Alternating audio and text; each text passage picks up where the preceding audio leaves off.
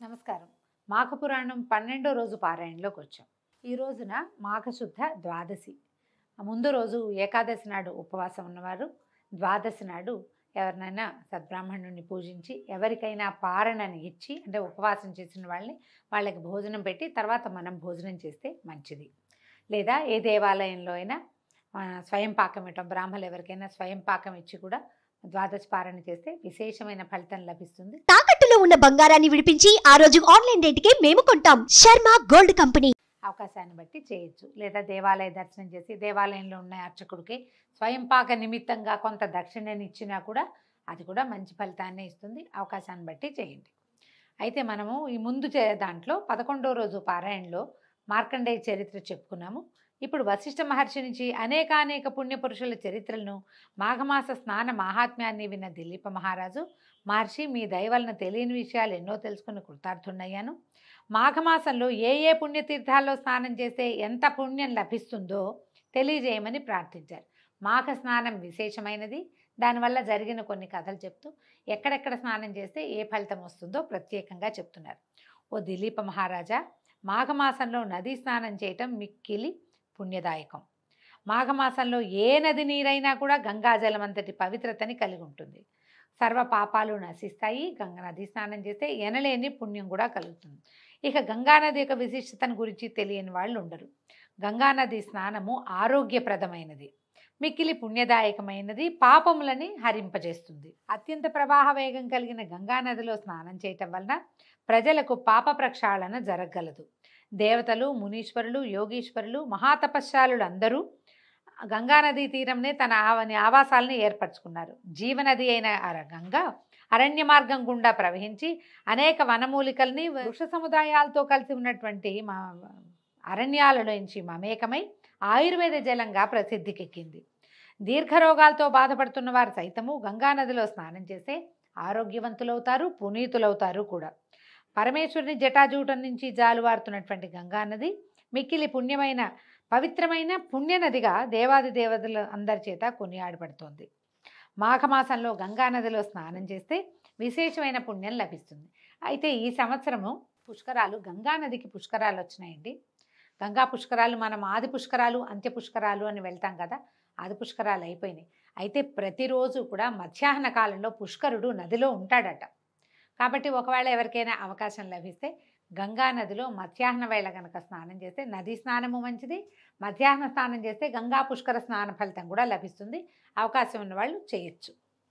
తర్వాత ఎవరైతే గంగానదిలో మాఘమాసంలో స్నానం చేస్తారో వారికి విశేషమైన పుణ్యఫలితం లభిస్తుంది. పాపాలన్నీ హరించి విష్ణు సాయుధ్యాన్ని పొందుతారు. బొందితో కైలాసానికి వెళ్ళి పరమేశ్వరుని వీక్షించగలిగే మహాత్మ్యము ఈ గంగానది స్నాన ఫలితమేనని చెప్తారు. ముక్తి కోరేవాళ్ళు మాఘమాసంలో గంగా స్నానం చేయండి. అసలు ఇది కాదండి, జీవితంలో ఒక్కసారైనా ప్రతి భారతీయుడు గంగా స్నానం చేసి తీరాలి, ఒక్కసారైనా కూడా. అయితే ప్రయాగ పుణ్యక్షేత్ర మహిమ వర్ణింపనలవి కానిది. ఇది గంగా, యమున, సరస్వతి నదుల త్రివేణి సంగమం.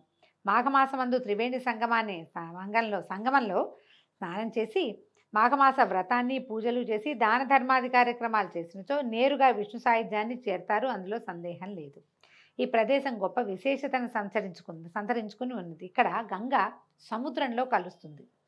ఈ 7 జన్మాల పాపాలు కూడా పోతాయట. వేణిదానం అని ప్రత్యేకంగా చేస్తారటండి ఈ త్రివేణి సంగమంలో. వేణిదానం జుట్టు ఇస్తారనమాట. అక్కడైతే చాలా విశేషం అని చెప్తారు. ఒకవేళ అవకాశం ఉంటే అది కూడా చేసుకోవచ్చు. పైగా ఏంటంటే చుట్టుపక్కలన్నీ చాలా పవిత్రమైనటువంటి క్షేత్రాలు అవి ఉన్నాయి. అవన్నిటిని దర్శనం చేసుకుని త్రివేణి సంగమ స్నానం కూడా చేస్తే మంచిది. మాఘమాసంలో త్రివేణి సంగమం అత్యద్భుతంగా ఉంటుంది. గోదావరి దక్షిణ భారతదేశంలో ప్రసిద్ధి పొందిన నదీ పుణ్యక్షేత్రం. దీన్నే గౌతమి అని పేరు కూడా ఉంది. ఇది పడమటి కనుమలకు దగ్గరలోనూ నాసికా త్రయంబకం అనే పుణ్యక్షేత్రం అందు పుడుతున్నది. గౌతమ మహర్షి తన గోహత్యా దోషాన్ని నివృత్తి చేసుకోవడం కోసం ఈశ్వరుని గురించి ఘోర తపస్సు చేశాడు. ఈశ్వరుడు మెచ్చుకొని గోహత్యా ప్రదేశము మీదుగా గోదావరిని అంటే గంగానదే ఇక్కడ వచ్చిందనమాట. ఇక్కడికి వచ్చి ఇట్లా గోదావరి పేరుని తెచ్చుకుంది. అంచేతే గౌతముని వల్ల వచ్చింది కాబట్టి దీనికి, ఈ నదికి గౌతమి అనే పేరు కూడా వచ్చింది. ఎన్నో ఉపనదులు ఇందులో కలుస్తాయి. పరమ పవిత్రము, పుణ్యప్రదము, సర్వపాపాల్ని హరింపజేసేటువంటి ఈ గంగానది, గోదావరి నదిలో స్నానం చేస్తే ఇహపర సౌఖ్యాలు లభిస్తాయని చెప్తారు. సకల రోగాలు హరిస్తాయట.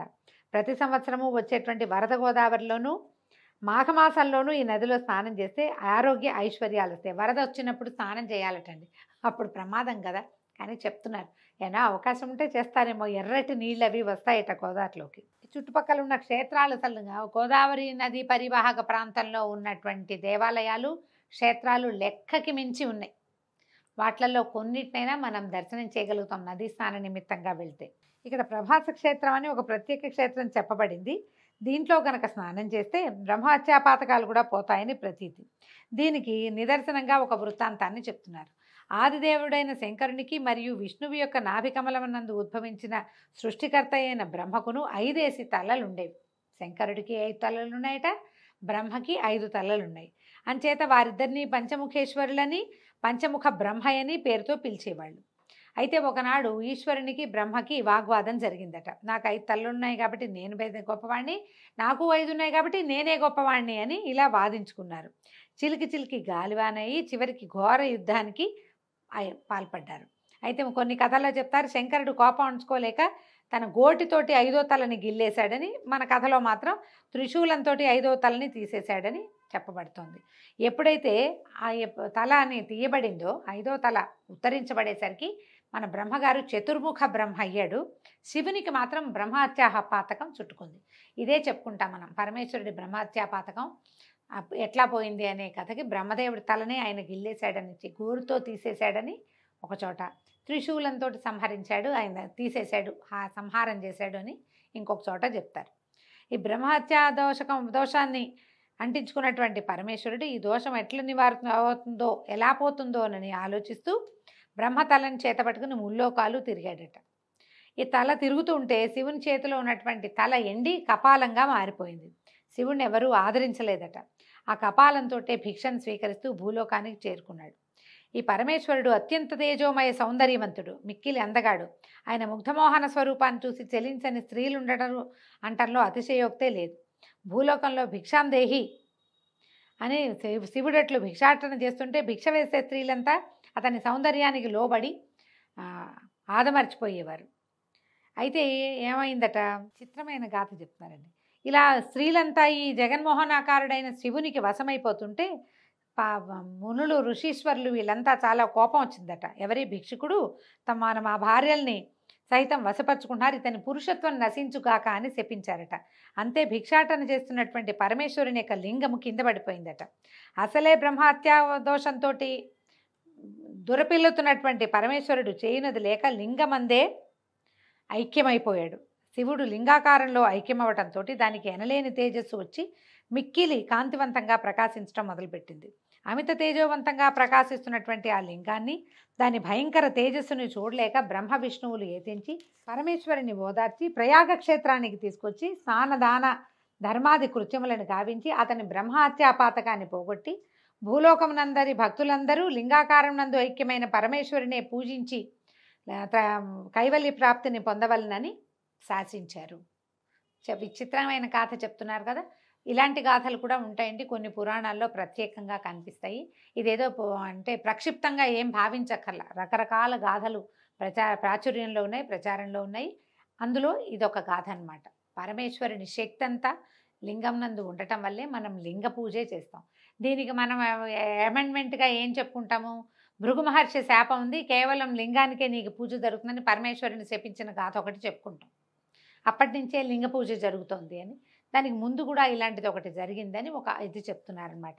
శివుడంతటి వాడే తన బ్రహ్మహత్యాపాతకాన్ని బాపుకొనుటకు ప్రయాగ క్షేత్రమందు స్నానమాడి పూజా పునస్కారాలు దాన ధర్మాది కృత్యములు నిర్వహించాడు కాబట్టి ప్రయాగ అత్యంత పుణ్యప్రదమైనది. ఇక్కడ త్రివేణి సంగమం అందు స్నానం చేస్తే సర్వపాపములు హరించుకుపోవునంటానికి పై వృత్తాంతమే నిదర్శనము. ఈ ప్రయాగ క్షేత్రంలో స్నానం చేస్తే అత్యద్భుతమైన ఫలితాన్ని ఇస్తుందని చెప్పడం కోసమే ఈ పరమేశ్వరిని ఈ లింగధారణ గాథని గురించి చెప్తున్నారండి. దీంతో 12వ రోజు పారాయణ పూర్తయింది. రేపు ఉదయం మళ్ళీ 13వ రోజు పారాయణలో కలుసుకుందాం. నమస్కారం.